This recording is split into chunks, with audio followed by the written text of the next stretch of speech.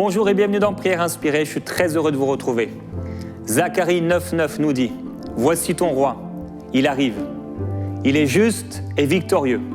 Il est monté sur un âne, sur un ânon, sur le petit d'une ânesse. » Oui, aujourd'hui, on va continuer à parler de l'humilité pendant cette semaine avec ce titre « Tous ceux qui s'élèvent seront abaissés ». J'ai parlé hier de cet âne qui est peut-être l'être le plus méprisé, le plus faible, cet âne qui est impur selon les Juifs. Et de la même façon, nous aussi, nous étions comme cet âne impur. Nous étions impurs aux yeux de Dieu, mais Dieu nous a transformés. Dieu a mis sa gloire sur nous, il nous a changés. Et il nous a revêtus du Saint-Esprit, il nous a revêtus de puissance. Il nous a revêtus de Jésus-Christ. Il nous a revêtus de sa douce, glorieuse présence. Alors, ce n'est pas parce que nous avons été revêtus, que nous sommes maintenant des rois, des sacrificateurs pour Dieu le Père, que nous allons nous enorgueillir. Et il est important, frères et sœurs, d'avoir et de garder un cœur humble et pur devant Dieu. Vous savez, c'est un grand prix devant Dieu, l'humilité. Parce que la Bible le dit, oui, l'humilité, elle précède la gloire, mais l'orgueil précède la chute.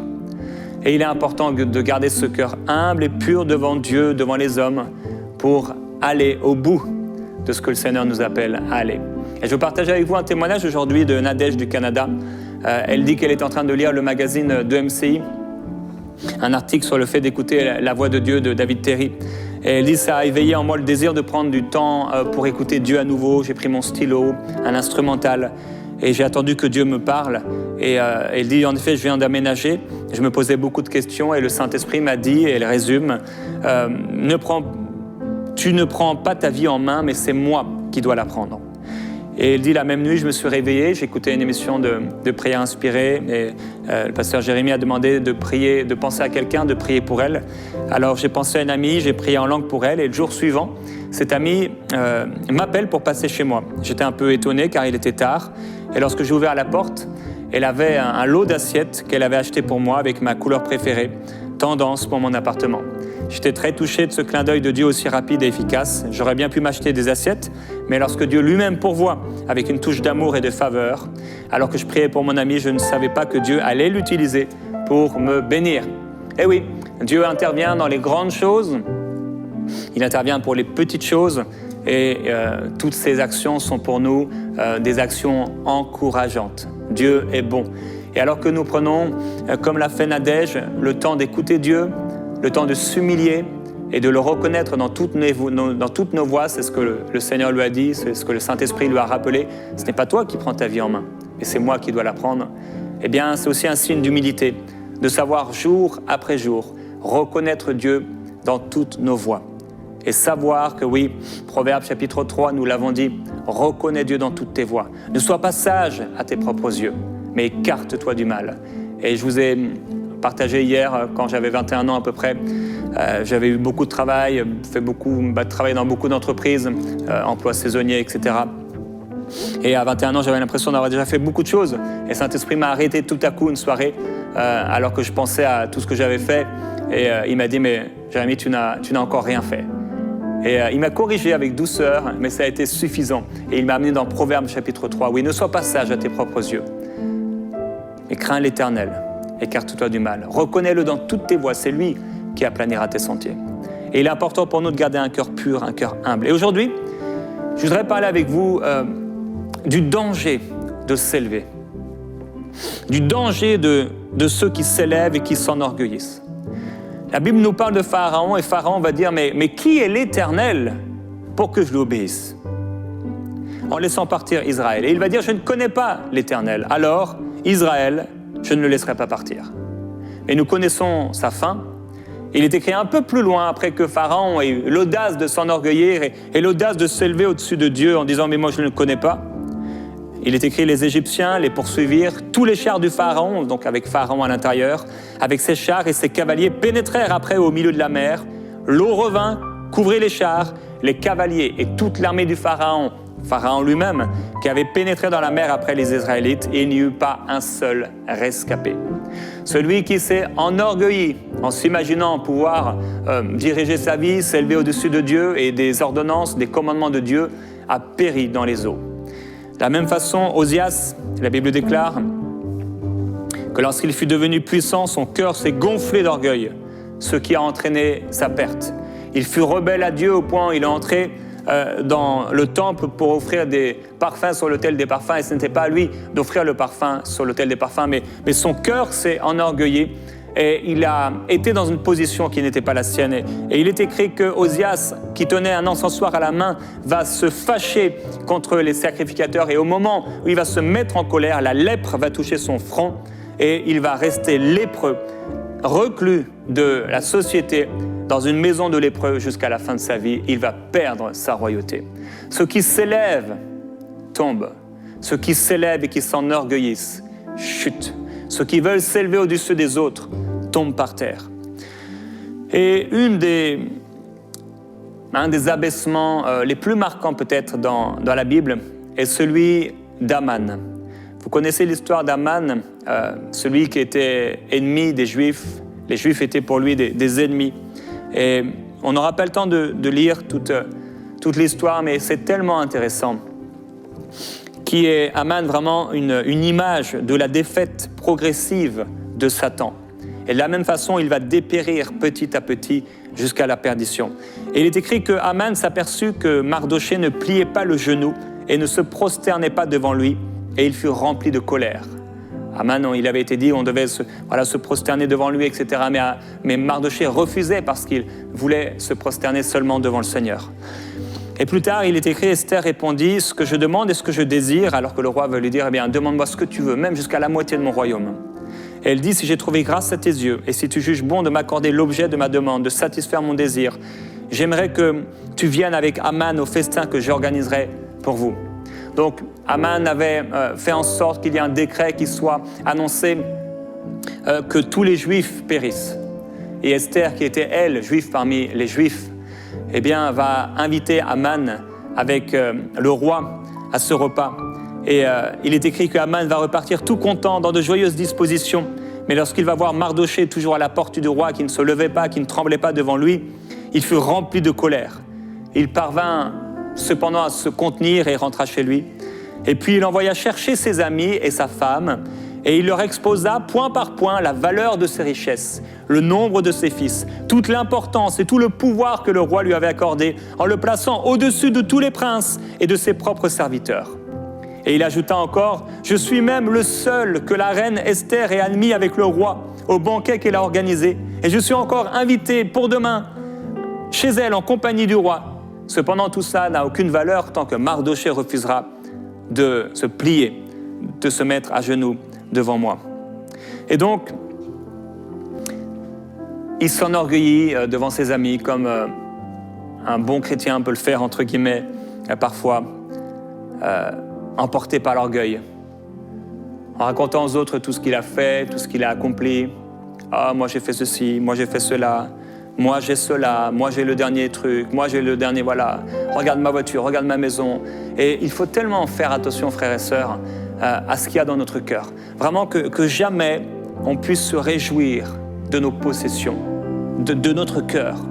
On peut se réjouir quelque part avec notre âme, et on peut remercier Dieu, merci pour ce que tu me donnes, mais il ne faut pas que cette réjouissance touche notre esprit, notre cœur, au point de s'enorgueillir. Il faut faire attention, il faut veiller, vraiment, à ce qu'il y a à l'intérieur de nous. Ne soyons pas comme Aman qui était là et qui a commencé, imaginez, il invite ses amis pour leur raconter, pour leur montrer. Il faut faire attention quand tu t'achètes une nouvelle voiture, de ne pas vouloir à l'intérieur de ton cœur que tous tes amis la voient. Il faut faire attention si tu t'achètes une maison ou si tu changes ta cuisine, que tu t'es acheté une belle cuisine.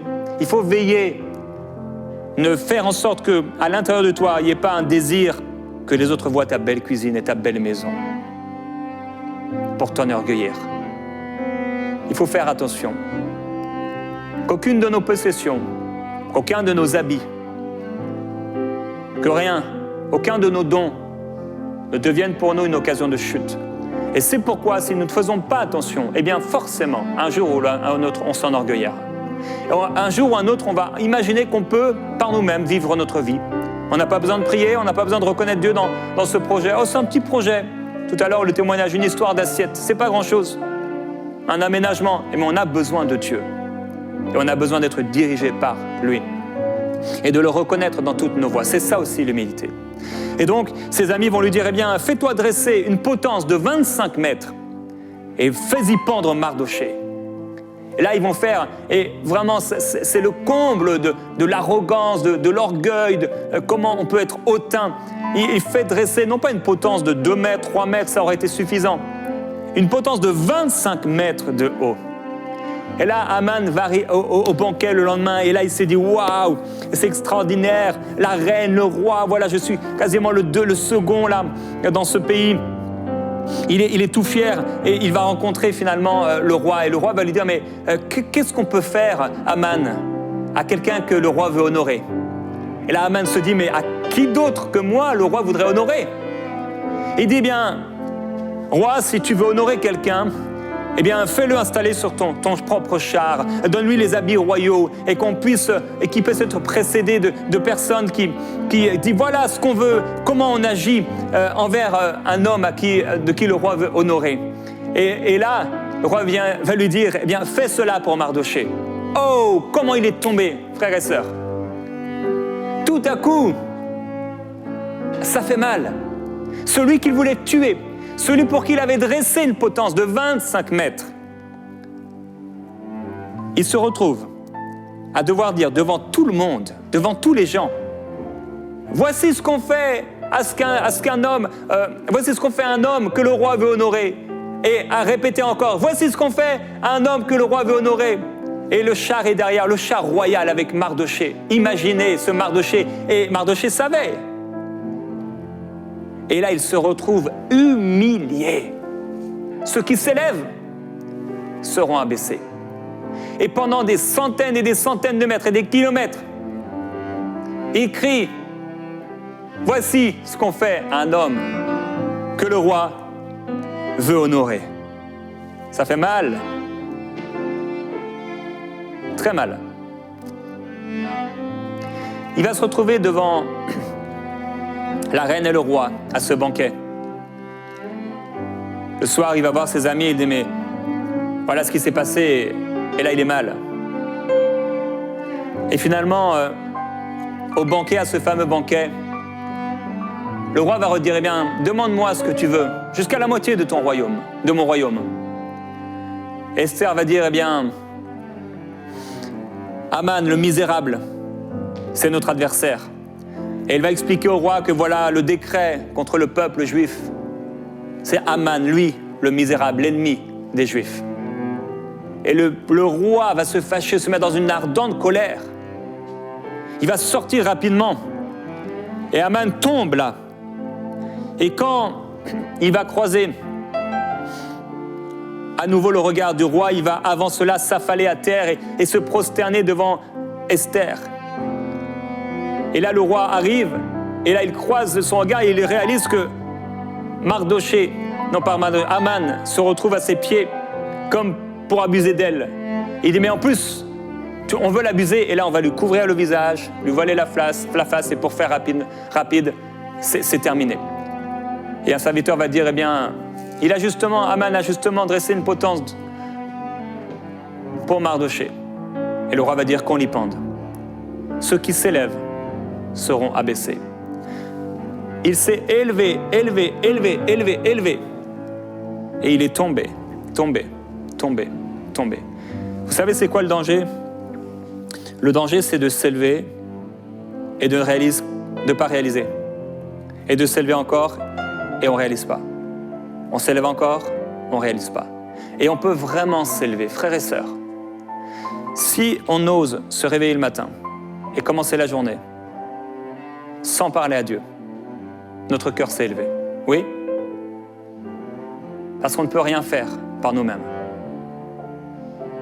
Et ça, c'est un signe parmi plein d'autres signes qui montrent qu'on s'élève. On s'imagine que par notre intelligence, on connaît le chemin pour aller au travail. On n'a pas besoin de Dieu.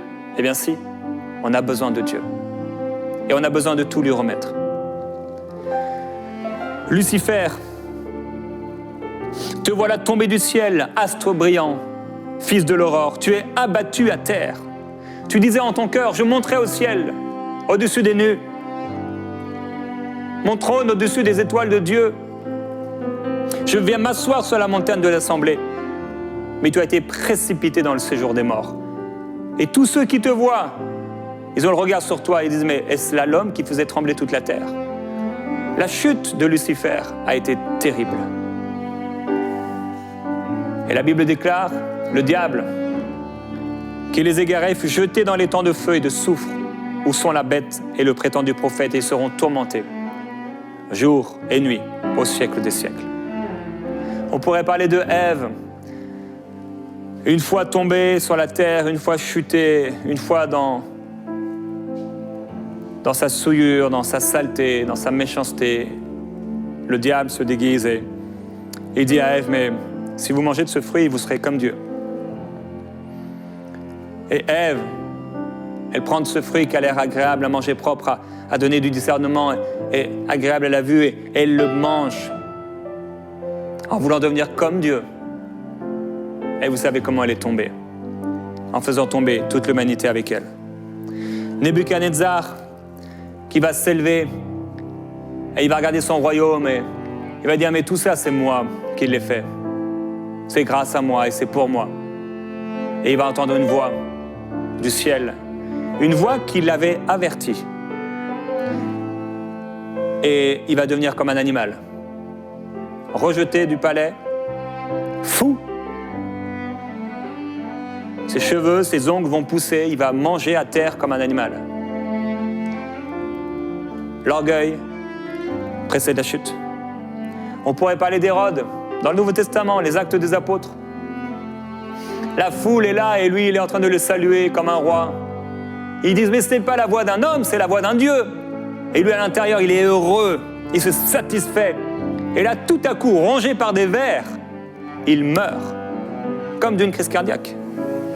On pourrait parler des prophètes de Baal, qui étaient là et qui s'élevaient, qui gouvernaient, qui amenaient la reine et le monde, le pays entier dans la saleté, loin de Dieu. Ils se sont élevés. Et ils s'imaginaient que ce jour-là, devant Dieu, devant son prophète, il pourrait tenir. Mais le feu est descendu. Et ils ont tous été égorgés. Dans les Actes des Apôtres, ils vont crier pendant 1 heure. Non pas les apôtres, mais la foule. Grande est l'Artémis des Éphésiens. Les Éphésiens vont crier, grande est l'Artémis des Éphésiens pendant 1 heure. Vous savez, c'est fou de tomber après s'être enorgueilli. C'est fou de s'enorgueillir et ensuite on va tomber. Mais c'est encore plus fou de s'enorgueillir d'une chose qui est tombée, d'une chose qui n'a pas de valeur, d'une chose qui est impure. Et là, le secrétaire de la ville va dire, mais quelle est la personne qui ignore que la ville d'Éphèse est la gardienne du temple de la grande déesse Artémis et de sa statue tombée du ciel? Il dit, c'est un fait incontestable. Et là, la foule va s'arrêter. Ils adorent une statue qui est tombée pour eux du ciel.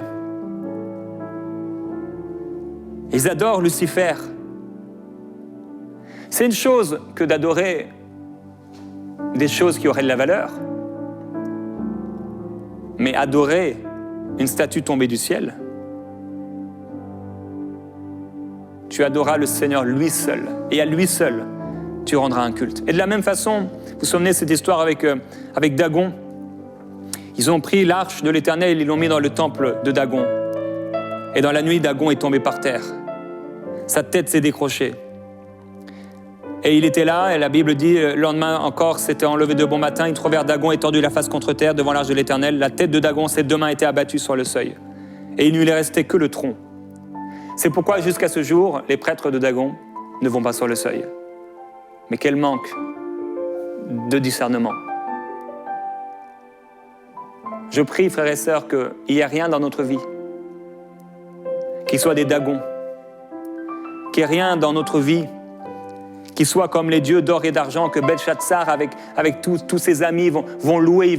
La Bible dit qu'ils vont adorer, qu'ils vont louer les dieux d'or, d'argent, qui ont des mains qui ne touchent pas. Et tout à coup, il y a une main qui va se manifester et qui va dire, tu as été pesé, compté, tu as été trouvé léger. Et ce jour-là, qu'est-ce qui va se passer? Il va mourir. Si tu vois un homme qui est sage à ses propres yeux, il y a plus d'espérance pour un insensé que pour lui. Et Jacques dira, à vous qui dites, aujourd'hui, demain, nous irons dans telle ville, nous trafiquerons et nous gagnerons. À vous qui ne savez pas de quoi votre lendemain sera fait. Mais dites plutôt, si Dieu le veut. Et c'est un danger de s'appuyer sur notre sagesse. C'est un danger de s'enorgueillir. C'est un danger de s'élever. C'est un danger de prendre des choses qui n'ont pas de valeur, des dagons, de l'or et de l'argent, des positions comme Aman, ses possessions, et de commencer à adorer ces choses et à élever ces choses dans notre cœur, les mettre à l'intérieur de nous et s'élever après ces choses. Alors, il est évident qu'aujourd'hui, dans ce temps de prière, Dieu t'invite à t'humilier. Il y a quelqu'un qui s'est enorgueilli, quelqu'un qui s'est élevé, quelqu'un qui, dans son cœur, s'est élevé à cause d'une richesse, à cause d'un salaire, à cause d'une maison, à cause d'une voiture, à cause d'une position. Et tu es fier de ces choses. Et tu regardes les gens de haut. Tu es peut-être un chrétien, peut-être tu as 40, 50 ans et tu es dans une entreprise et tu es bien payé. Et quand tu te retrouves, je ne sais pas, servi dans un restaurant où tu méprises les serveurs, tu méprises l'hôtesse de caisse dans un magasin, tu méprises un quelconque employé, tous ceux qui sont en dessous de toi en fait. Tu es arrogant. Tu es peut-être un pasteur, un serviteur de Dieu, un évangéliste, un jeune homme qui annonce l'évangile dans les rues et tu regardes les autres et tu les méprises. Tu es peut-être un sportif de haut niveau et tu méprises les gens. Tu es quelqu'un. Et parce que tu es quelqu'un et tu penses être quelqu'un, tu méprises les gens. Ou tu es peut-être ce chrétien qui se permet de ne pas reconnaître Dieu dans toutes ses voies. Tu fais des choses, tu dis demain je ferai ça, demain je ferai ça. Et tu n'as pas l'humilité de cœur de reconnaître Dieu. Je t'encourage maintenant. Demande pardon au Seigneur. Dis-lui, Seigneur, pardonne-moi. Pardonne-moi. Pardonne-moi d'avoir pris les biens, les richesses, les positions que j'ai reçues pour m'enorgueillir avec. Pardonne-moi d'avoir fait de ces choses quelque chose que je poursuis, quelque chose que je cherche, l'objet de mes désirs, l'objet de mon affection, l'objet de ma fierté. Pardonne-moi, Seigneur, de m'être porté vers ces choses. Pardonne-moi que mon cœur se soit porté vers elles. J'aimerais te laisser un moment maintenant, avec tes mots, que tu puisses, dans quelque domaine que ce soit, mon frère, ma sœur, parce qu'il y a un domaine dans nos vies, c'est sûr, on a tous besoin de grandir. Prendre ce temps maintenant, seul avec le Seigneur. Je vais te laisser prier maintenant de sa présence. Merci Saint-Esprit.